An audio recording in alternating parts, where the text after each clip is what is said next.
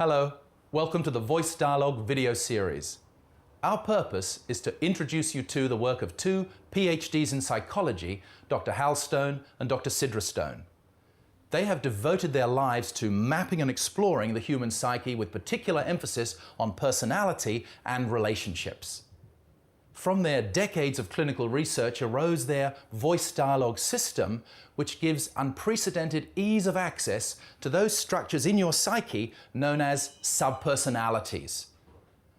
In the series, you will discover exactly what voice dialogue is, how it works, and what are the intellectual concepts behind it. Hal and Sidra will also personally demonstrate the voice dialogue system. So to begin, let's use some visual metaphors for the psyche so you can understand exactly how this system works, which is also known as the psychology of selves. Let's take a surreal landscape as our first metaphor. Within this landscape is a large, multifaceted diamond.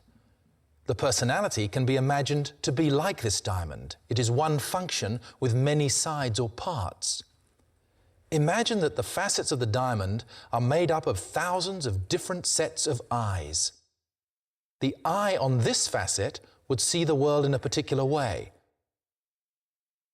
The eye on the facet next to it would see the world in almost the same way, with perhaps a 5% difference. The facet next to that one would see a 10% difference, and so on. Each eye, that is, each aspect of the personality, would have a different view of the world. Each part of the personality is an individual structure in itself, just like the facets on the diamond. We all behave differently in different situations. For instance, the way you behave towards your parents is different to the way you behave towards your own children.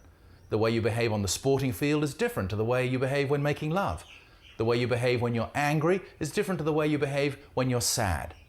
Each of these behaviors and characteristics is encapsulated into an individual structure called a sub-personality.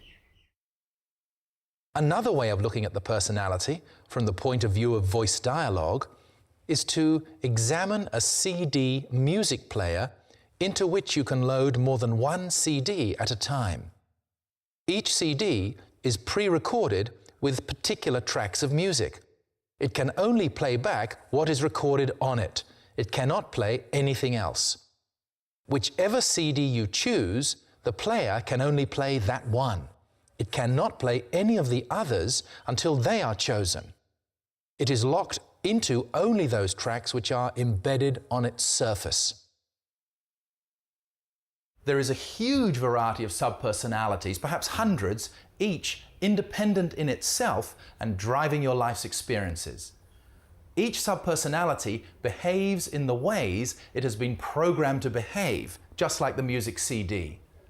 Let's see now how your personality builds up and how you've become the person that you are, because you are far more than you ever imagined yourself to be. When you are born, you are totally vulnerable. You can do nothing for yourself. You can't wash yourself, feed yourself, dress yourself, nor walk, talk, or make yourself understood. You are totally dependent on your mother and those who care for you. We are all born into the world in this way. This is the first identity we have as a vulnerable child. As we grow, we experiment with certain behaviors. These are called the child series of subpersonalities. They involve a whole range of emotions and modes of expression, from fury to bliss, from love to terror, from joy to boredom, from manipulation to seduction. We try everything we can in our efforts to get what we want. It is a natural part of growing up. Some of these behaviors are kept and others are discarded, or more accurately, buried, sometimes deeply, into the subconscious mind. In the psyche live the various structures called subpersonalities. There are perhaps hundreds of these, and each has a particular function. The word persona, the origin of the word personality, means mask, and we all have a variety of masks to wear that come forward to be used at different times in our lives. Some people believe that they are one single personality structure, but, as you will see, this is a misunderstanding. We are all made up of many subpersonalities, many selves. Each subpersonality is also a totally discrete structure in itself, like the CD or single computer program. It is loaded up by the inputs coming through the senses, being programmed as the person grows. Each one has its own memories, history, agendas, desires, feelings, physical components, ideas and needs. Here are some of the more familiar ones used by most people in today's developed society. One of the first to develop is often the pleaser, a part that pleases other people. It is a subpersonality which children use as it makes them feel very secure when they are appreciated and loved. Then along may come an inner critic, that voice you hear in your head telling you off and criticizing you and reminding you of things you have done in the past which have embarrassed you. This is often associated with the rule maker, the one which keeps the rules of your family, society, culture, or religion. This is sometimes called the conscience. The rational mind or analyst also make an appearance. They may be followed by a clown, a part that is full of fun and the life and soul of a party. Perhaps a rebel appears in reaction to a person being suppressed by their outer circumstances. Then, particularly in today's high-activity world, a pusher is born to keep the person on the go and achieve.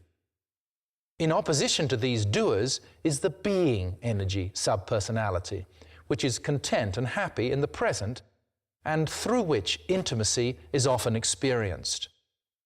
Our instinctual nature is usually buried deeply and can only make an appearance in our dream world. Others, such as vanity, sadness, anger, fear, concern, and more, can live within us.